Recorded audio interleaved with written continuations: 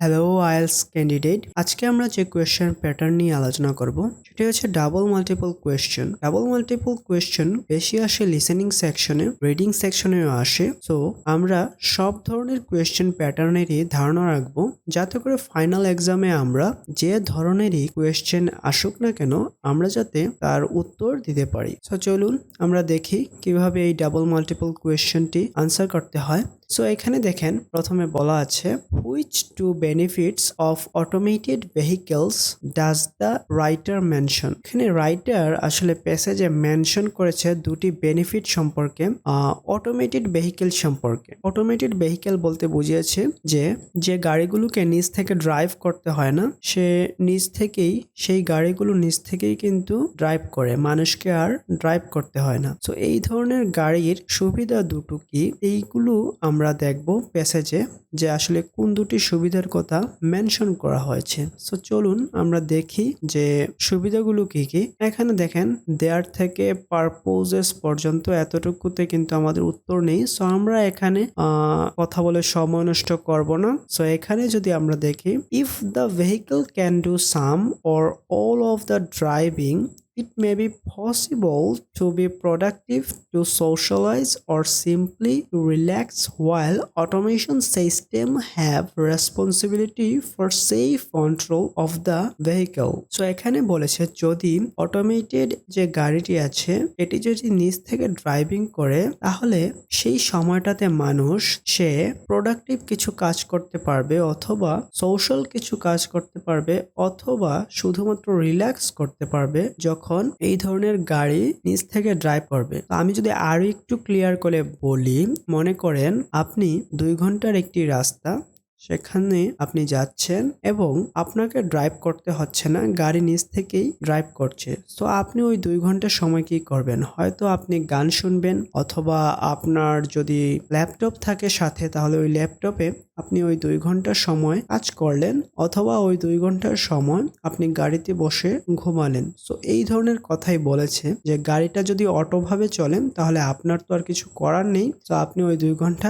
আপনার পার্সোনাল কাজে ব্যয় করবেন। তো এইটা একটা সুবিধা আছে। তো এই ধরনের সুবিধা আসলে এইখানে বলেছে কিনা দেখি। এখানে দেখেন এ নাম্বারে যদি আমরা দেখি, car travellers could enjoy considerable cost saving. খরচ বাঁচানো নিয়ে কোনো কথা কিন্তু বলেনি। এরপর বলছে it would be easier to find parking spaces in urban areas. Parking নিয়েও কিন্তু আমরা এখানে পড়িনি। 3 নাম্বারটি দেখুন, সি নাম্বার, যেটি এখানে বলেছে travellers could spend journeys doing something other than driving. আমাদের সি নাম্বারটাই হবে আনসার। এখানে কি বলেছে দেখেন, travellers could spend journeys doing something other than driving. Driving এর পরিবর্তে ট্রাভেলাররা তাদের সময়টা জার্নিতে ব্যয় করবে। সো এই ধরনের কথাই কিন্তু আমরা এখানে পড়েছি, যে ড্রাইভিং এর পরিবর্তে কি করতে পারে, তারা প্রোডাক্টিভ, সোশ্যাল, অথবা সিম্পলি রিল্যাক্স করতে পারে।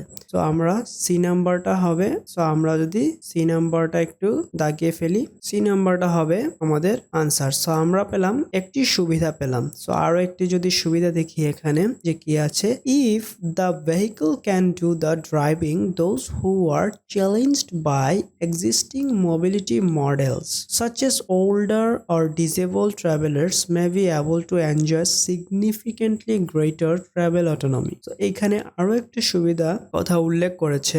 এখানে বলেছে যদি এই ধরনের ভেহিকেল বা এই ধরনের গাড়ি যদি থাকে, তাহলে কি হবে, যারা শারীরিকভাবে অক্ষম, চলাফেরা করতে পারে না, অথবা যারা একটু বয়স্ক মানুষ আছে, চলাফেরা করতে একটু সমস্যা হয়, তারা কি করতে পারবে, এই ধরনের গাড়িতে বসে এনজয় করতে পারবে এবং তারা যে কোনো জায়গায় ট্রাভেল করতে পারবে, এবং ওই ট্রাভেল করার সময় তারা অনেক বেশি আনন্দ করবে বা আনন্দ করতে পারবে। তো এটি হলো আরো একটি সুবিধা। তো দেখেন এখানে ডি নাম্বারটা এখানে বলেছে কি, people who find driving physically difficult could travel independently. তো ডি নাম্বারটা হবে আমাদের আরো একটি আনসার। এবং এইখানে আরো একটি সুবিধার কথা বলা হয়েছে, যে পিপলরা আছে এবং ফিজিক্যালি সমস্যা আছে, শারীরিক যে সমস্যা আছে কিছু মানুষের, তারাও কি করতে পারবে, স্বাধীনভাবে চলাফেরা করতে পারবে বা স্বাধীনভাবে ট্রাভেল করতে পারবে। তো এই ধরনের কথাই আমরা এই প্যারাতে পেয়েছি, যে